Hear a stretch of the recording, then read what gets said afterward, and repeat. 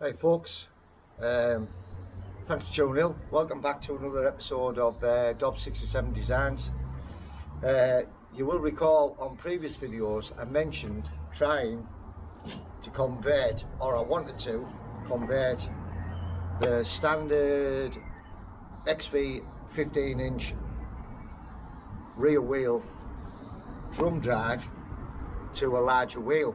Now I did some research. As you can see, this is a standard wheel, shaft driven. I did some research and I found out that Yamaha also made the XJ 900 Diversion, which is a sports touring bike, shaft drive. And I found out that they did a 17-inch on this bike. So I then went out subsequently and purchased a shaft driven 17-inch. You can see the actual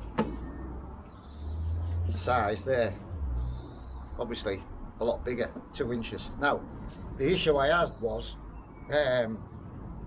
obviously I knew it was shaft drive. The issue I had with this wheel was the fact that when I put it in the rear swing arm, it sat far too over to the right in the swing arm, i.e. so it wasn't aligned with the bike. It wasn't aligned with the subframe, the swinging arm. It wasn't aligned with the frame. It wasn't aligned with the front wheel. So I did a bit more research on this wheel with regards to the drive hub. Now, with regards to the drive hub, I knew it would be possible to lathe it. So, in fact, with the help of Roy Thursby down in Stockton-on-Tees, Roy has a wheel lathe. I went and mentioned it to him. We came up with an idea and we put that plan into action. So basically what we did using Roy's lathe is, this is obviously the wheel hub. Obviously and all, I've had to convert the rear swing arm to disc now rather than caliper, but we'll go into that in another episode of how I convert the swing arm and built a bracket, welded it, fabricated it, etc. to put caliper off a Yamaha R6 on that rear end. So anyway, getting back to the wheel, basically what we did is we set off with a sort of measurement to bring the align the wheel from the right side over to the left to bring it in centre line with a swing arm of about 8mm. So when we did this, we were still a couple of mil out. Now there's a lot of bikes that are made, BMWs, Ducatis, that have offset rear wheel anyway, and obviously they ride fantastic because we all know Ducatis make a brilliant bike. So we know 2 or 3 mil, whatever, offset wheels, not a problem. But I wanted to try and bring it right in centre line as close as I could. So what we did was, as you'll see on the hub here, obviously this centre bit is your cush drive, because unlike the other hub on the 15, this is a cush drive hub. So we machined, first of all, 8mm all the way around on the centre of the hub, on the main hub housing. We also, for instance, shaved 8mm off the cush drive blades. So then what we had to do is, if you centre this up a little bit, is because the bearing housing was a further 8mm to the left, we took 8mm off the top of the bearing housing. So then subsequently after that, we knew that the bearings wouldn't fit, because each bearing is 12mm wide and there's 2 on the drive side of the hub. So what we then had to do is, the bearings sit on a bearing lip inside the main hub housing. We had to machine internally that lip a further 8mm in, so we could sit both the bearings comfortably in there. So basically, in hindsight, we machined the whole hub 10mm, and we also took 10mm off the cush drive blades. Here are the rubber cush drives. Obviously they're not all in yet, this is just for demonstration. And then what you need to do then is, when you've done that, obviously when the drive end is on, your dust guard goes on, you will then need to re-drill and re-tap these holes for the 5mm studs for the dust cover. Also, what you'll see is, when the bearings are in on a spindle assembly,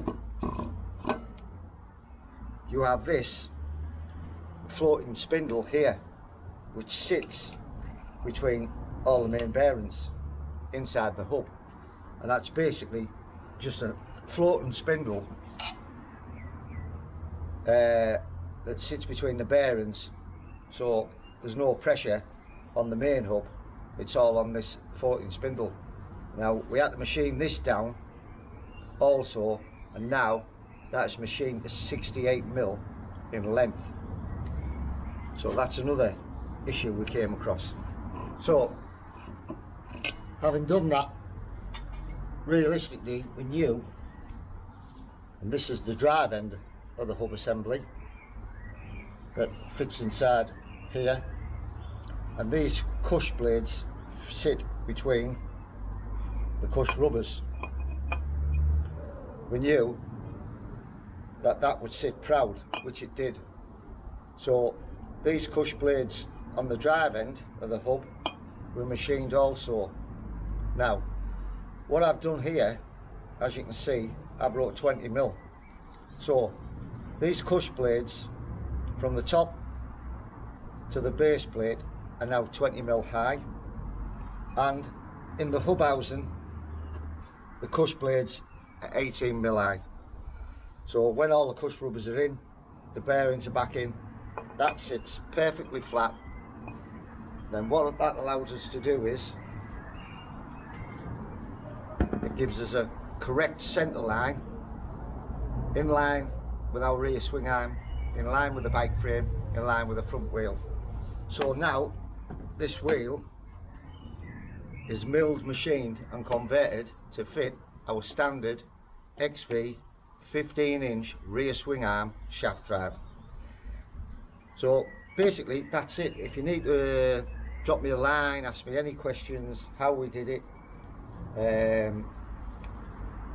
or any dimensions with regards to how we did the hub, machined the hub, I'll gladly answer. So again, I'd like to thank my friend Roy Thursby for letting me use his wheel lathe to make this possible. So that's another major stepping stone, and I'll make another couple of videos on how I converted the rear swing arm to disc and caliper, and also in the next few videos how I converted the R1 front yoke assembly, extended it to so we could fit this now to the XV frame, so I can run an R1 front end on it. I'll go into that on a later video again. So hope you enjoyed that. Stay tuned, there'll be more upcoming in the next few days. I'll get this one uploaded. This will be episode 5, sorry, rear wheel 17-inch conversion. Thanks, appreciate it.